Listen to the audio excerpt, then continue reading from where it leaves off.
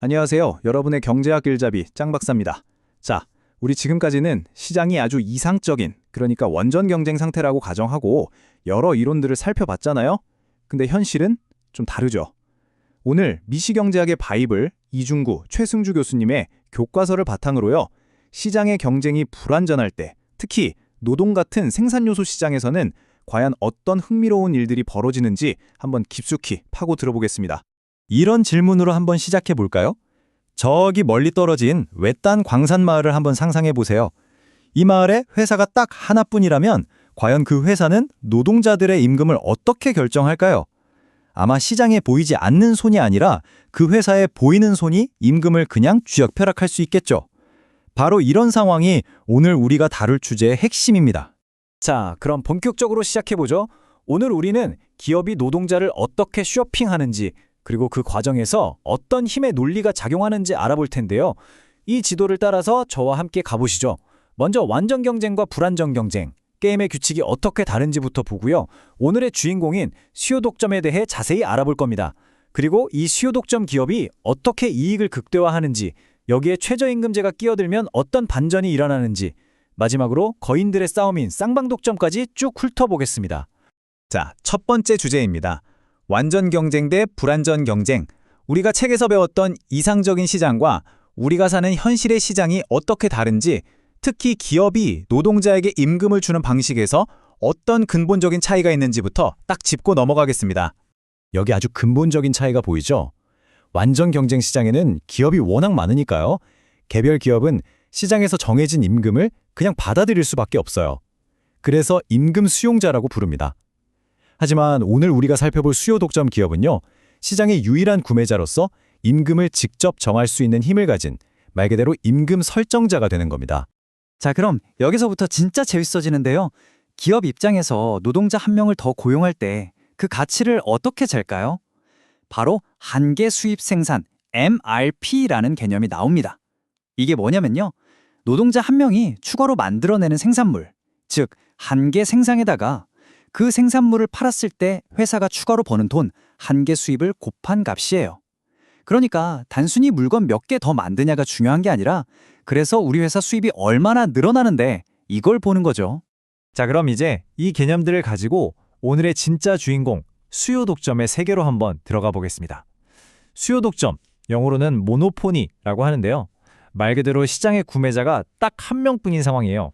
아까 말했던 그 외딴 마을의 유일한 회사처럼 아주 막강한 힘을 가진 경우를 말하는 거죠. 아니, 근데 이런 상황이 왜 생기는 걸까요? 크게 두 가지 원인이 있습니다. 첫째는 아까 예로 든 광산촌처럼 지리적으로 고립돼서 노동자들이 다른 데 가서 일하기가 아주 어려운 경우고요. 둘째는 어떤 매우 특수한 기술을 가진 노동자들이 있는데 그 기술을 필요로 하는 회사가 딱 하나뿐인 경우죠. 두 경우 모두 노동자 입장에서는 선택지가 거의 없는 셈입니다. 자, 이제부터가 진짜 핵심입니다. 머리에 별표 5개 치세요. 바로 한계 요소 비용, MFC라는 개념인데요. 이건 노동자 한 명을 추가로 고용할 때 드는 진짜 비용을 말합니다. 여기서 제일 중요한 포인트는 뭐냐? 수요 독점 상황에서는요, 이 한계 요소 비용이 노동자에게 주는 월급, 즉 임금보다 항상 더 높다는 사실입니다. 자, 그럼 이제 여러분이 질문을 하겠죠. 교수님, 아니 왜요? 왜 한계 요소 비용이 임금보다 더 높아요? 바로 이 슬라이드가 그 이유를 아주 명쾌하게 설명해 줍니다. 자, 생각해 보세요. 사람을 한 명 더 뽑으려면 이전보다 더 높은 월급을 줘야 데려올 수 있겠죠? 그런데 새로운 사람한테만 월급 더 많이 주면 기존 직원들이 가만히 있겠어요? 아니죠. 결국 기존에 있던 모든 직원의 월급까지 싹 다 올려줘야 합니다. 그러니까 노동자 한 명을 추가하는 진짜 비용, 즉 FMC는 새로운 사람 월급에다가 기존 직원들 전체의 임금 인상분까지 더한 금액이 되는 겁니다. 그렇다면 이 힘센 수요 독점 기업의 사장님은 과연 어떤 계산을 하고 있을까요? 몇 명을 고용하고 임금은 얼마를 줘야 우리 회사 이익이 제일 커질까? 이 치밀한 이윤 극대화 과정을 지금부터 함께 파헤쳐 보겠습니다. 이 그래프 한번 같이 보시죠.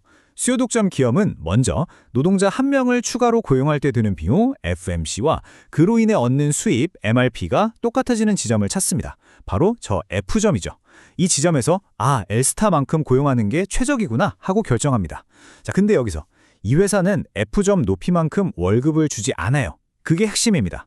엘스타만큼의 노동자들이 최소한 이만큼은 받아야 일하겠다고 하는 수준, 즉 노동 공급 곡선 상의 점 H에 해당하는 더 낮은 임금 W스타만 딱 지급하는 겁니다.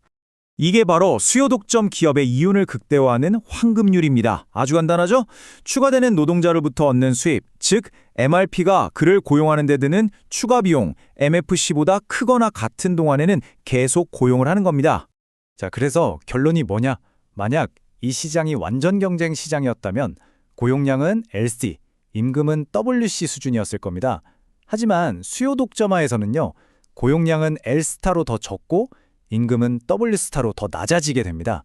경제학에서는 이걸 수요 독점적 착취라고 부릅니다. 자, 그런데 말입니다.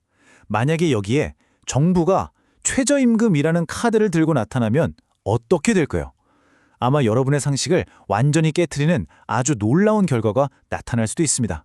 보통 학생들은 이렇게 묻습니다. 아니, 교수님, 최저임금제 하면 기업 부담이 커지니까 고용이 더 줄어드는 거 아니에요? 네, 맞아요. 완전 경쟁 시장에서는 그 말이 맞습니다. 하지만 여기는 수요 독점 시장이잖아요. 얘기가 완전히 달라집니다. 이 그래프가 그 마법을 보여줍니다. 정부가 최저임금을 W바로 딱 정해버리면요, 노동공급 곡선이 그 수준에서 수평선이 돼버려요. 이제 기업은 이 정해진 임금으로 원하는 만큼 사람을 뽑을 수 있으니 한계 요소 비용, 즉 FMC도 최저임금과 같아지는 거죠. 그러면 기업은 새로운 FMC와 MRP가 만나는 지점까지 고용을 늘리게 되는데요. 그 결과 고용량이 기존의 L스타에서 L햇으로 오히려 증가하게 됩니다. 정말 역설적이고 놀랍지 않나요? 자, 지금까지는 회사가 갑이었죠. 그런데 만약 노동자들도 똘똘 뭉쳐서 아주 강력한 노동조합을 만들면 어떻게 될까요? 독점 구매자와 복점 판매자가 만나는 그야말로 거인과 거인의 싸움, 쌍방 독점이 시작되는 겁니다. 이 슬라이드는 그 갈등을 극명하게 보여줍니다. 회사는 어떻게든 임금을 낮추려고 하겠죠? P 언더바까지요. 반면에 강력한 노동조합은요, 당연히 최대한 많이 받으려고 할 겁니다. P 오바바까지요.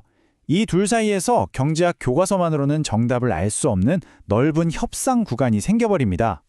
결국 쌍방 독점 하에서의 임금은요, 깔끔한 공식 같은 게 없어요. 순전히 회사와 노동조합, 양측의 힘겨루기, 즉 누가 더 강한 협상력을 갖느냐에 따라 결정되는 거죠. 자, 오늘 조금 복잡하게 느껴질 수도 있는 내용이었는데 끝까지 잘 따라와 주셔서 정말 감사합니다. 머릿속을 깔끔하게 정리하는 시간, 핵심만 딱딱 짚어보겠습니다. 이 네 가지가 바로 오늘 배운 내용의 핵심 열쇠입니다. 첫째, 수요 독점은 고용도 적게 하고 임금도 낮게 준다. 둘째, 수요 독점 기업에게 한계 요소 비용 MFC는 월급보다 항상 비싸다. 셋째, 아주 역설적이지만 수요 독점 시장에서는 최저임금제가 오히려 고용을 늘릴 수 있다. 그리고 마지막으로 거인들의 싸움인 쌍방 독점의 결과는 협상력에 달려있다. 이것만은 꼭 기억해 두시기 바랍니다. 자, 그럼 마지막으로 우리 현실 세계에 대한 질문을 하나 던지면서 마무리할까 합니다. 여러분, 배달 앱이나 승차 공유 플랫폼 같은 거 많이 쓰시죠? 수많은 기사와 라이더들이 이 플랫폼을 통해서 일하고 있습니다. 혹시 이게 오늘 우리가 배운 현대판 수요 독점은 아닐까요? 그렇다면 이런 긱 이코노미에서 과연 공정한 임금이란 무엇일지 우리 모두가 함께 고민해 볼 문제입니다.